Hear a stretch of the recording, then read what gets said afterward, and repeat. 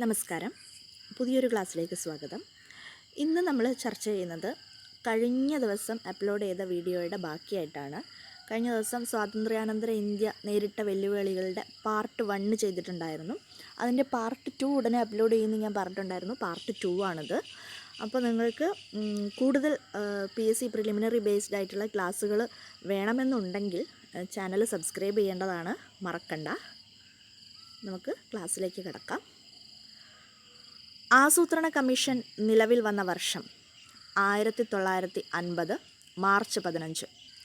ആസൂത്രണ കമ്മീഷൻ നിലവിൽ വന്ന വർഷം 1950 മാർച്ച് 15.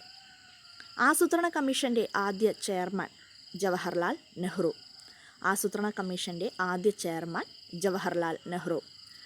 ആസൂത്രണ കമ്മീഷൻ്റെ ആദ്യ വൈസ് ചെയർമാൻ ഗുൽസാരിലാൽ നന്ദ. ആസൂത്രണ കമ്മീഷൻ്റെ ആദ്യ വൈസ് ചെയർമാൻ ഗുൽസാരിലാൽ നന്ദ. പഞ്ചവത്സര പദ്ധതികൾക്ക് തുടക്കം കുറിച്ചത് 1951. പഞ്ചവത്സര പദ്ധതികൾക്ക് തുടക്കം കുറിച്ചത് 1951. ഒന്നാം പഞ്ചവത്സര പദ്ധതി പ്രാമുഖ്യം നൽകിയത് കൃഷിക്കാണ്. ഒന്നാം പഞ്ചവത്സര പദ്ധതി പ്രാമുഖ്യം നൽകിയത് കൃഷിക്കാണ്. രണ്ടാം പഞ്ചവത്സര പദ്ധതി പ്രാമുഖ്യം നൽകിയത് വ്യവസായത്തിനാണ്. PSC പരീക്ഷകൾ സ്ഥിരമായിട്ട് ചോദിക്കുന്ന ഒരു ചോദ്യമാണിത്, പഞ്ചവത്സര പദ്ധതികൾ ബേസ് ചെയ്തിട്ട്. അപ്പോൾ പഞ്ചവത്സര പദ്ധതികളെ കുറിച്ചിട്ട് ഇങ്ങനൊരു വീഡിയോ തയ്യാറാക്കുന്നുണ്ട്. ആവശ്യമുള്ളവർ എൻ്റെ ചാനൽ സബ്സ്ക്രൈബ് ചെയ്യുക. എന്നാൽ മാത്രമേ നോട്ടിഫിക്കേഷൻ ഓണാക്കിയിട്ടാൽ മാത്രമേ വീഡിയോ ഇട്ടാൽ നോട്ടിഫിക്കേഷൻ കിട്ടുള്ളൂ, മറക്കണ്ട. ഭിലായ് ബൊക്കാറോ ഇരുമ്പുരുക്ക് ശാലകൾക്ക് സഹായം നൽകിയ വിദേശ രാഷ്ട്രം സോവിയറ്റ് യൂണിയൻ.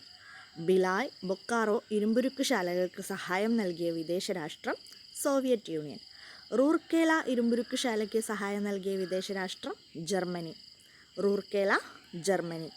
ദുർഗാപൂർ ഇരുമ്പുരുക്ക് ശാലകൾക്ക് സഹായം നൽകിയ വിദേശ രാഷ്ട്രം ബ്രിട്ടൻ.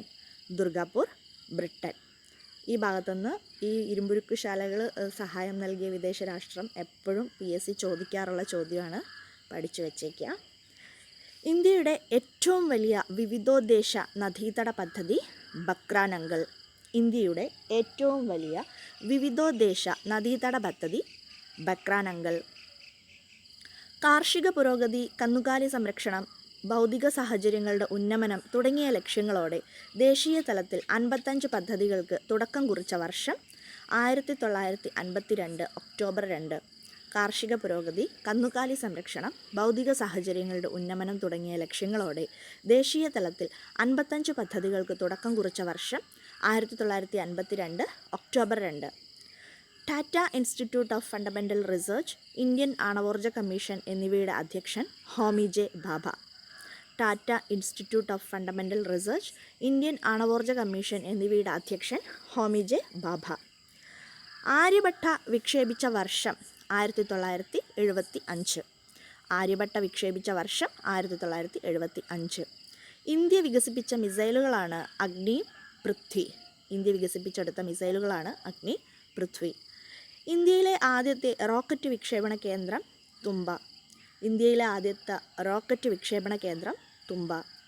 ഇന്ത്യയുടെ ആദ്യ ചന്ദ്രപരീക്ഷണ ദൗത്യമായ ചന്ദ്രയാൻ തുടക്കം കുറിച്ചത് 2008 ഒക്ടോബറിലാണ്. ഇന്ത്യയുടെ ആദ്യത്തെ ചന്ദ്രപരീക്ഷണ ദൗത്യമായ ചന്ദ്രയാന് തുടക്കം കുറിച്ചത് 2008 ഒക്ടോബറിലാണ്. ഇന്ത്യൻ ബഹിരാകാശ വകുപ്പിൻ്റെ ചൊവ്വാ ദൗത്യം അറിയപ്പെടുന്നത് മംഗൾയാൻ എന്നാണ്. ഇന്ത്യൻ ബഹിരാകാശ വകുപ്പിൻ്റെ ചൊവ്വാ ദൗത്യം അറിയപ്പെടുന്നത് മംഗൾയാൻ. ഭൂമിയിൽ നിന്ന് ഏറ്റവും അകലെ എത്തിയ ഇന്ത്യൻ നിർമ്മിത പേടകം മംഗൾയാൻ. ഭൂമിയിൽ നിന്ന് ഏറ്റവും അകലെ എത്തിയ ഇന്ത്യൻ നിർമ്മിത പേടകമാണ് മംഗൾയാൻ. ഇന്ത്യയുടെ ഭാവി നിർണ്ണയിക്കപ്പെടുന്നത് ഇന്ത്യയുടെ ക്ലാസ് മുറികളിലാണ് എന്ന് പറഞ്ഞത് ഡോക്ടർ DS കോത്താരി. ഇന്ത്യയുടെ ഭാവി നിർണ്ണയിക്കപ്പെടുന്നത് ഇന്ത്യയുടെ ക്ലാസ് മുറികളിലാണ് എന്ന് പറഞ്ഞത് ഡോക്ടർ DS കോത്താരി. ദേശീയ വിദ്യാഭ്യാസ നയം 1986.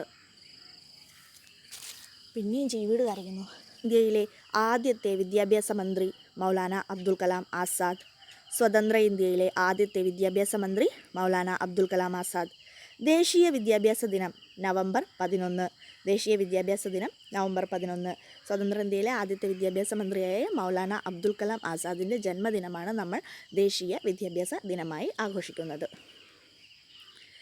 India wins freedom Maulana Abdul Kalam Azad. India wins freedom എന്നത് മൗലാന അബ്ദുൽ കലാം ആസാദിൻ്റെ രചനയാണ്.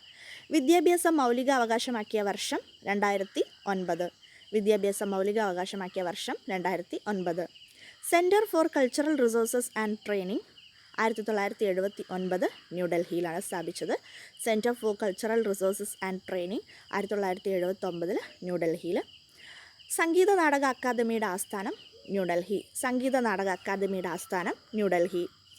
ഇന്ത്യൻ വിദേശ നയത്തിൻ്റെ മുഖ്യശില്പി ജവഹർലാൽ നെഹ്റു. ഇന്ത്യൻ വിദേശ നയത്തിൻ്റെ മുഖ്യശില്പി ജവഹർലാൽ നെഹ്റു. പഞ്ചശീല തത്വങ്ങളിൽ ഒപ്പുവെച്ചത് ജവഹർലാൽ നെഹ്റു ചൗ എൻ ലായിയുമാണ്. പഞ്ചശീല തത്വങ്ങളിൽ ഒപ്പുവെച്ചത് ജവഹർലാൽ നെഹ്റു ചൗ എൻ ലായ്. 1954 ചൈനയുമായി അതിർത്തി തർക്കമുണ്ടായപ്പോൾ ഇന്ത്യ ചൈനയുമായി ഒപ്പിട്ട കരാറാണ് പഞ്ചശീല തത്വങ്ങൾ.